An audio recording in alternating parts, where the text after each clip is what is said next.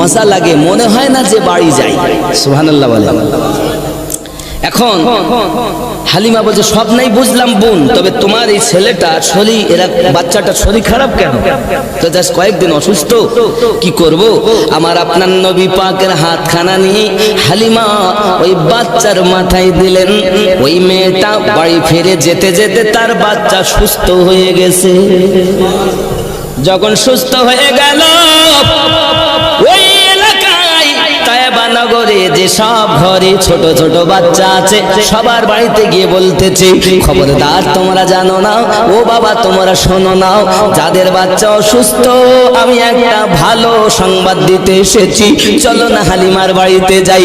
হালিমার বাড়ি এমন একটা ছেলে এসেছে, বাচ্চা এসেছে, ওই ছেলেটা যদি একবার মাথায় হাত দিয়ে দেয় আর কোনো রোগ থাকবে না। আব্বাজি সকাল হয়ে গেল, হালিমা তো সাদিয়া রাদিয়াল্লাহু তাআলা না দেখেন বাড়ির পাশে লাইন লেগে আছে মহিলাদের। সামনে সেই মহিলাটাও, খবর কি তুমি এখানে কেন? বলে ওগো হালিমা, একটু এসেছি আপনার কাছে বলতে, একটু এসেছি আপনার কাছে জানতে, এই বাচ্চাগুলো অসুস্থ, সব দুর্বল রোগাক্রান্ত হয়েছে, আপনি একটু আমার যে বাচ্চাটার দিয়ে আমার বাচ্চার মাথায় হাত দিয়েছিলেন, ওই শিশু মুহাম্মদ সাল্লাল্লাহু আলাইহি সাল্লামের হাতটাও এই বাচ্চাগুলোর মাথায় রেখে দেন।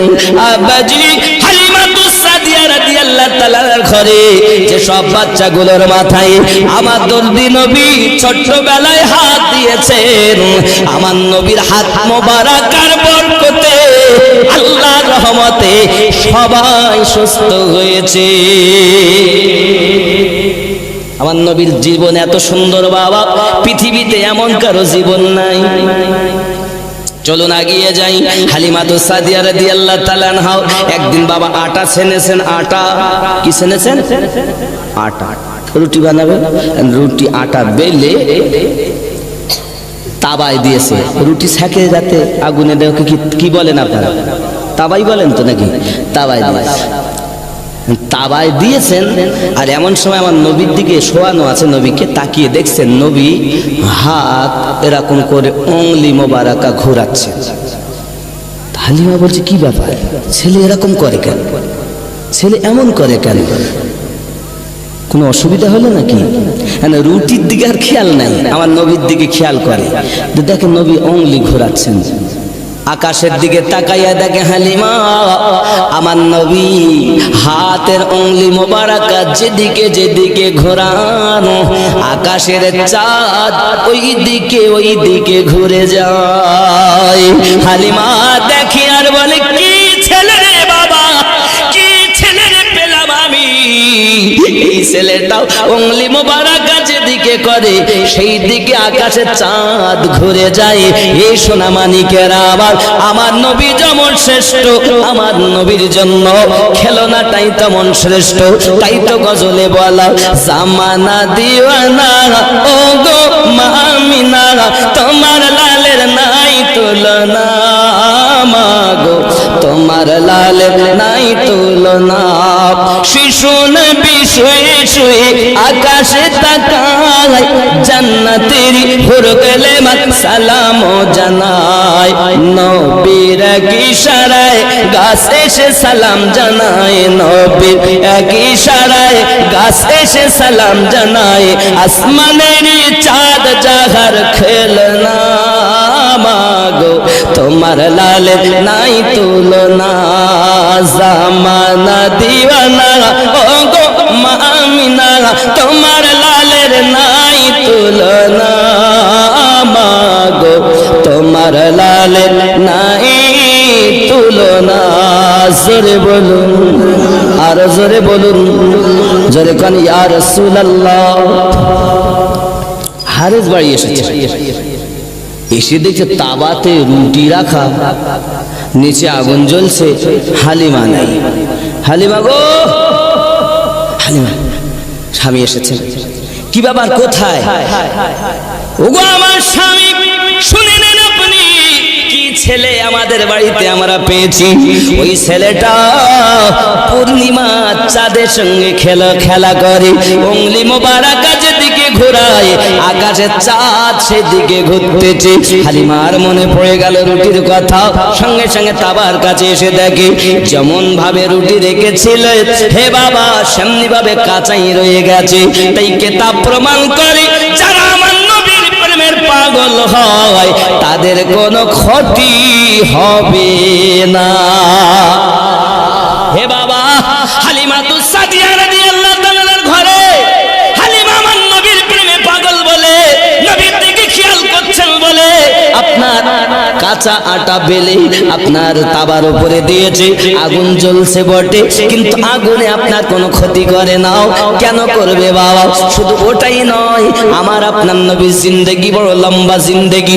হে আমার সোনা মানিকেরা, শুধু তাই নয়, আমার নবী হযরত আনাস রাদিয়াল্লাহু তাআলার বাড়িতে দাওয়াত খেতে যখন যেতেন দস্তরখানা বিছাইয়া বিছাইয়া হযরত আনাস রাদিয়াল্লাহু তাআলা আনহু আমার নবীজিকে খেদমত করতেন। বাবা ওই দস্তরখানাতে ঝলঝাল পড়ে যখন একটু ময়লা হয়ে যেত, নোংরা হয়ে যেত, আল্লাহর সাহাবী আল্লাহর হাবিবের সাহাবী হযরত আনাস রাদিয়াল্লাহু তাআলা আনহু ওই আপনার দস্তরখানাকে নিয়ে আগুনে দিয়ে দিতেন।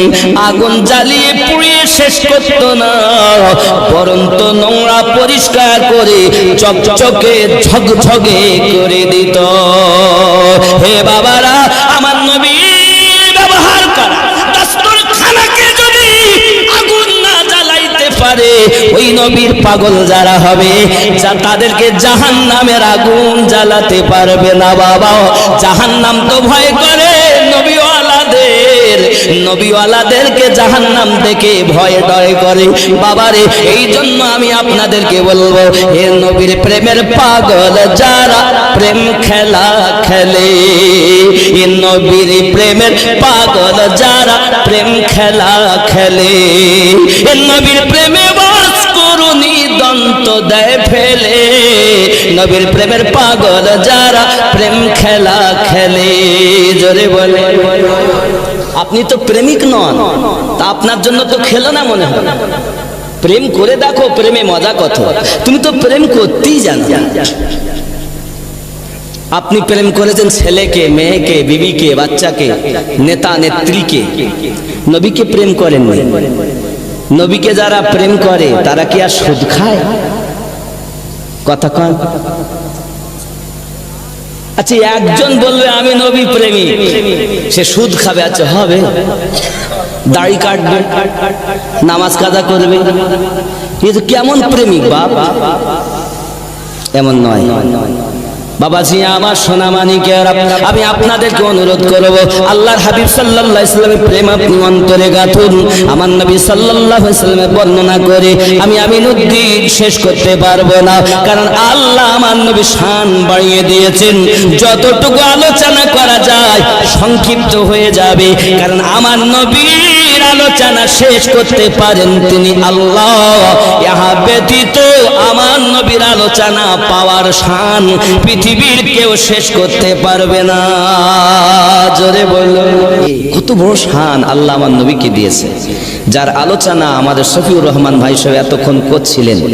উনি যেখান থেকে ছেড়েছেন আমি ওখান থেকে শুরু করব, তবে কোরআন ও হাদিসের সমান নাই।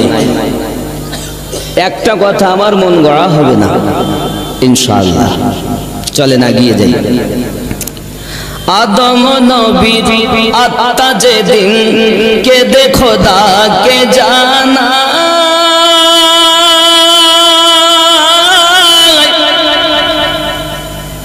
অন্ধকারে আদম ঘরে কেমনে রইব দয়াময়, সেই দিনেতে আদম ঘরেতে, সেই দিনেতে আদম ঘরেতে নূরের আলোকে জ্বালায় বলো গো শুনতে চাই দো জাহানের বাদশাহ হয়ে কে এলো রে দুনিয়ায় বলো গো শুনতে চাই। আর জোরে বলুন। আদম নবীর রূহ আত্মা কেঁদেছিল কেন? 60 গজ লম্বা দেহ, 36 হাত চওড়া দেহ, তার মধ্যে রূহ যখন দেওয়া হয়েছে অন্ধকার কাটামো ফিরে বেরিয়ে এসেছে। সেই দিন আমার আল্লাহ আমাদের নবীর নূরকে আসমান থেকে জিবরাইল আমিনের মাধ্যমে আনিয়ে আদমের কাছে চমকে দিয়েছে, সঙ্গে সঙ্গে পুরো দেহ আলো হয়ে গেছে। খুব খেয়াল করেন, নমরুদের ওই অগ্নিকুণ্ড দাও দাও করে জ্বলে যায়, সেই অগ্নিতে খলিলুল্লাহ আরামেতে বসে রয়। কার ওসিলাই সেই অগ্নিতে, কার ওসিলাই সেই অগ্নিতে ফুল বাগিচা পয়দা হয়। বলো গো শুনতে চাই দো জাহানের বাদশাহ হয়ে কে এলো রে দুনিয়ায়। বলো গো শুনতে চাই, জোরে বলুন। মুসা নবীর তুর পাহাড়ে খোদার দিদার করতে